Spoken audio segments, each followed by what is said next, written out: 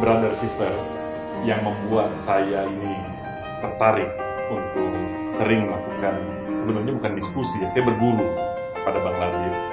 Itu saya analogikan ini seperti mengajak makan seorang dokter spesialis di restoran Padang. Jadi kalau kita makan otak misalnya atau ikhtiar, kita kemudian diberikan peringatan, hati-hati li, kolesterol. Kalaupun kita nekat, pertolongan pertamanya ada di depan kita. Di hadapan Bang Labib biasanya saya ini ultra liberal, karena kalau saya melewati batas biasanya beliau selalu menarik saya untuk kembali ke on the right track. Bang Labib begini, kira-kira bagaimana antum mengkaitkan ini antara agama dengan filsafat? Apakah memungkinkan untuk dibuat jembatan antara agama dengan filsafat? Iya, memang seringkali kita dengar orang kalau ahli filsafat itu biasanya ateis, agnostik, anti agama, sehingga banyak orang mengesankan agama dan filsafat itu tidak bertemu, sehingga agama di satu sisi, filsafat di satu sisi. Menurut saya ada penggiringan opini, upaya untuk memasukkan agama itu sebagai sebuah ruang tanpa akal. Hampir semua orang menganggap gitu. Orang menyebutnya iman atau keyakinan, diyakini tanpa menggunakan akal. Beda dengan belief dengan faith. Agama dianggap faith, iman dalam bahasa umum, dan iman sudah dibungkus, maknanya dibatasi pada keyakinan yang tidak punya dasar rasional, dan itu disebutnya dengan doktrin. Apakah benar? Agama ini turunnya untuk manusia, disebut manusia karena berakal. Jadi kalau agama tidak menggunakan akal, mestinya agama tidak turun untuk manusia, tapi untuk Selain manusia. Ya. Mirip kita tapi bukan kita, binatang.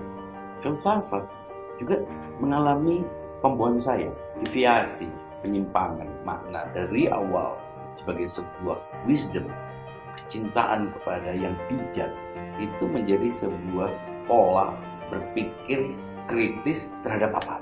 Kritiknya tidak berdasar, tapi karena dia mampu mengungkapkannya dengan bahasa yang terlihat heboh, gaya bicara yang terlihat wah, pilihan kata yang mentereng, dibantu oleh kamera, dihadirkan dalam bentuk sebuah panggung yang dilihat oleh semua orang, orang akan tercengang padahal tidak paham persoalan apa yang dia ucapkan, tidak paham.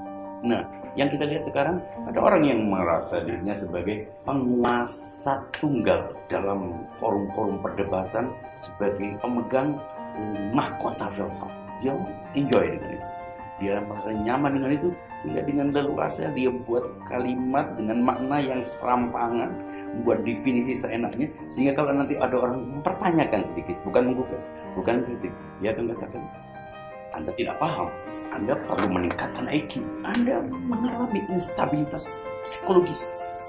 Dia melakukan agresi dalam bentuk kata yang ujung-ujung menganggap Anda gila, karena terlihat itu akademis dan ilmiah, dia mendarat dengan enak, padahal itu adalah pelecehan. Padahal filsafat jauh dari pelecehan. Filsafat bicara tentang realitas, existence, awalnya bicara tentang ontologi, sesuatu yang nyata, bukan sekedar hiperbola, atraksi kata. Ia sangat jelas. Karena itu, jika filsafat dianggap sebuah bidang elit, rumah angker yang hanya dimasuki oleh sebagian orang, akhirnya orang makin memaknainya sebagai sesuatu yang tidak dipahami. Jadi kesimpulannya bagaimana? Menurut saya, sains itu sebuah bidang ilmu yang hanya bisa dinikmati oleh segelintir orang yang beruntung, orang yang belajar.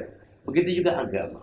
Agama mestinya juga hanya bisa diperdalam oleh segelintir orang yang memang punya waktu, mempelajarinya, meninggalkan kesenangan-kesenangan. Jadi hanya segelintir orang yang bisa menjadi agamawan, supaya bisa menjadi teladan penyampai agama. Filsafat selama dijauhkan dari penggambaran yang tidak benar, filsafat sebetulnya adalah kembali kepada mana dasarnya, cinta kebijakan. Ia simple, mudah, dan sederhana. Filosof sejati pasti mampu menyampaikan masalah secara jelas, secara lugas, dengan bahasa yang mudah. Agama dan filsafat tidak bertentangan. Sains dan filsafat juga tidak bertentangan. Justru agama hanya bisa dipahami dengan akal sehat, sains juga dipahami dengan akal sehat. Akal sehat itulah filsafat yang sebenarnya. Oke.